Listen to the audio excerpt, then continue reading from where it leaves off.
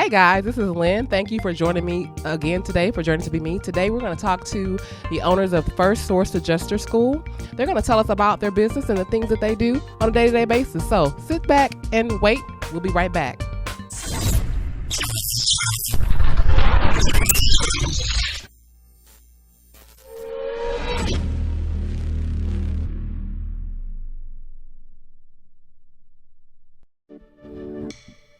Hey guys. Hi, how are you? I'm doing good. Tell us a little bit about yourselves and a little bit about the First Source Adjuster School. Absolutely. Well, my name is LaCream Simpson Jinks, and First Source Adjuster School is actually a training facility where we license and train insurance adjusters to become estimators, appraisers, and go out and earn a six-figure salary. Oh, I know that's right. Absolutely. I need to come to class. Yes. Okay. Yes. Can you talk to us a little bit about your military background? Because I know that you guys, that is very important to you, helping veterans, servicing veterans, because you guys are veterans as well, correct? Absolutely. Okay. And I don't believe Donald got an Yes, opportunity. please to introduce yourself and tell us about. Because we'll take over. The lady took over the microphone. Well, you know. Hello, my name is Donald Jinks. I am part of First Source Adjuster School. I am an executive director. I teach the Xactimate portion of it. Cool, Right.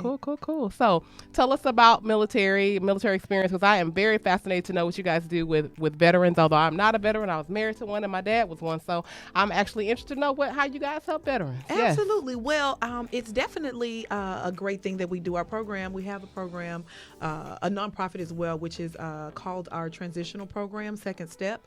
And basically what we do is we provide a transition from the military into civilian life, kind of giving them that structure again, getting them back into the workforce, providing a trade for them, and then that transition where they would have military mentors to kind of help them from military life to civilian life, because it is a change. Most individuals are in the military and have higher ranks, and so they're not going to be willing to come out of the military and take a job making a significant amount of money far below their Where they initial were, pay grade. right. I don't know anybody that would. No, right. Especially those that have been in command and control for so very long. So that program really helps them kind of transition into something better, and then also we work with a lot of nonprofits who help military veterans as well. So basically, it's a seamless process where we kind of assist the veterans that are coming out or already out that are possibly financially challenged and are in need of assistance. We have a couple programs that we work with, Houston Launchpad being one of them. I just plugged them, by the way. Houston Launchpad being one of them that assists the veterans with actually getting back on their feet if for whatever reason they're not. So what led you guys to starting the adjuster school? What steps led to that? I know you guys are military, but what led to you actually starting your own business and becoming entrepreneurs? Oh, in general, or the school itself? Because both. we've been entrepreneurs for a while. Well, the school is talking about the school, so tell us everything. We want to know. Got it. So really what led us there, it's funny, we were business owners, obviously, before that. And with that business mindset, you're always looking for, I don't want to say the next high, but you're looking for the next program or stream that can, bring in revenue greater than what you had before. Okay. So that kind of led us to looking for something new, and we were kind of told about the program, well, not the program itself, but the industry through a friend. And once we kind of got rolling with that, it was kind of intriguing. And then once we kind of started to go out and realize that, hey, this industry has a lot of flexibility for a lot of different types of individuals.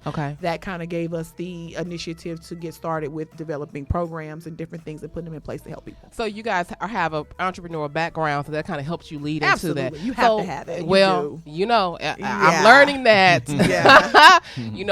Why work on building someone else's dream when you can be building your own dream? Absolutely. Right. Yeah. Right. So tell me, from leaving the military, going into becoming an entrepreneur, besides just starting the business, what made you say, okay, I need to be a business owner versus going to work for somebody else? Ooh, good question. I really think for me, and I'll give him an opportunity to answer this question as well, but I really think for me, it initially just started out with flexibility. It really was a thing of me wanting to own my own time. It wasn't really a financial thing initially. Right. It was, hey, I want to do what I want to do. And that kind of started the whole process of, hey, how can I do what I want to do? Right. You know, what can I do? And then, hence started one of my very first businesses when I was actually still overseas in Iraq. And so from there, it just kind of, streamlined to, okay, now that I am flexible, I can do what I want to do. Now I need to focus on how do I generate income, significantly, so that, hey, I don't have to work for anyone else. I can just do this. And we've been blessed to not have to do that. Well, that's awesome. That's awesome. So tell me, what made you to have that entrepreneurial spirit? Same thing. Well, we was over in Iraq, and I wanted to do what I wanted to do. If I didn't want to wake up on Friday morning to go to work, that's what I wanted to do. And that's Monday a struggle, mornings, Lord. I'm trying. that's Okay, what I wanted to get do. it. She had already owned the daycare, so I needed to do something also. So we started a trucking company, Okay. and Monday through Thursday, that's what I did. I worked the trucking company. So it's more about the time also. It's not one of those things where we have to take off work. We're the boss. We're the boss, right? So Y'all the when we boss. get ready to go, we go. Here we go. Okay. So, but that also puts an added responsibility on you, because that means that you're responsible for the paychecks that's coming in, Absolutely. right? For that income, you have to make sure that you're still getting that regular income. It's not like somebody else that you can rely on to get a paycheck. And so that's the scary part for me when it comes to entrepreneurship, which is why I haven't been able to give up my 9 to 5. It's one word. Well- It's one word. Okay. Sacrifice. Yep. And Big. what's stopping you is fear. Fear. Yes. But see, the thing is that you guys are partners, and at this point, I don't have a partner, but We I'm still always looking get that. for one. Yeah. Don't I'm still think looking for that one, that's huh? the only way to do it, because Hey, we get still that. looking. We get that more often than not. Well, you guys work have each together, other. Yes. but no, we have each other, but we do two totally different things. Okay. So that makes it, it's beneficial. Don't get me wrong. And I don't know if I'm segueing into one of the other questions, but the fact of the matter is, it's like we don't turn it off. never You Okay. know, we don't Okay. turn it off. And Okay. so that's how, we kind of go nonstop with, And that was my next question, was to ask, what are the benefits of working so closely with your spouse? I love working with my wife. It is great. It is great. It is. We've been working now for the last 5 years. Wow. I mean, every single day, for the last 5 years. This is true. So it has been great. But you get to spend time with your friend too, Yes, so it's not and just, that's and what- that's the cool thing. And that's Yeah. what we have our TV in our office. We watch, all type of shows. So things like that. It's wonderful to me. Right, It right. it really is. Now, a lot of people say, well, when do y'all have time to be apart? When she goes to the beauty shop, when I go to the barber shop. Right, right. That's her time, my time. And then when she's gone for more than 2.5 hours, when you coming back? We need to discuss something. Something even- funny I seen on TV. And even when we're away, it's one of those things where I may come up with an idea and shoot it to him. Hey, because again, when you're in business, you're in business. You're in business. And this is my business partner. It's also my husband, but it's my business partner. So if I come up with an idea, and sometimes it's 4:00 in the morning. He'll tell you, like, my ideas come at the most opportune time, and I have to relay it to him. Well, that's sometimes a gossip. I have to relay it, and Right. and as soon as he opens his eyes at 6, hey, babe, look, this is what I found this, at 3:00 this morning. What do you think? He's like, yeah, let's do it. Well, So that's pretty that's a awesome plus. that you guys can work together. Not many couples are able to do that. Some people might be like, oh, look, I can't stand. Look, no. Yeah, we know, we But hear you it. guys, We hear but you people guys say it. are working and the fact that you guys are friends, that you have a friendship, that you're friends, y'all are your husband and wife, but you're also entrepreneurs. That's evident in how you guys interact with each other. Right. I think that's pretty awesome. So, so I'm not going to even ask about the drawbacks. Well, I was thinking, trying to figure out one. I don't The know. only thing I could think of is we never turn it off. Oh, okay. Yes, we never turn it off. We have to set kind of, boundaries. Okay. Where we'll eat dinner and say, hey, don't mention business. And then what ends up happening is we're done eating. Hey, Okay. Okay. And- that's how it is. So maybe that's the bad side, that y'all Yeah. always kind of in worker mode. Always. And I Yeah. really don't know how to turn it off. Okay. I okay. don't. He's a little better than Yeah, I am. I turn it off. He tries to, hey, Right, but right, Because right. you need to. Because if you don't, we always talk about it, is one thing, if you work so hard in the business or on the business, you would never you'll never be free. You'll never be free. So I then, don't think how I'm do y'all free. structure things like vacations? Y'all Oh. just say, hey, we're just going to take off? And So that's the We laptops, both of us. Yeah, we work on Computers. vacation too. We do. But We- but this is the thing though about that. We'll do little things like when we're at work, just to kind of back off a little bit, we'll go take a walk. okay. Yes. And literally for months on end, we were eating lunch in office. We would never leave out to go eat lunch because when you're in the middle of doing something new or starting a new business or a new Right, stream, right. you're focused. I know I am. I know. And so we would just have to maybe say, okay, hey, today we're going to go away and eat lunch. Let's leave the Okay. office and go eat lunch. So we have to kind of start to train and discipline ourselves to kind of pull away to take a minute. So you kind of not so much date night, but you still have to plan those things in that kind of, still emphasizes that you guys have a relationship on top of being, co-owners of business.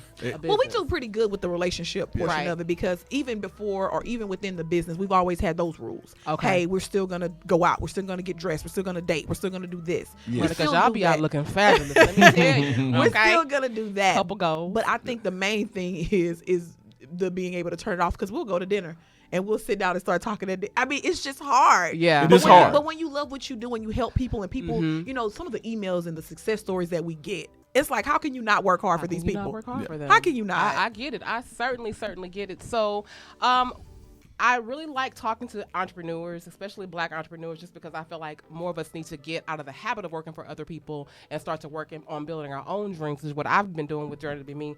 Don't forget to subscribe to YouTube.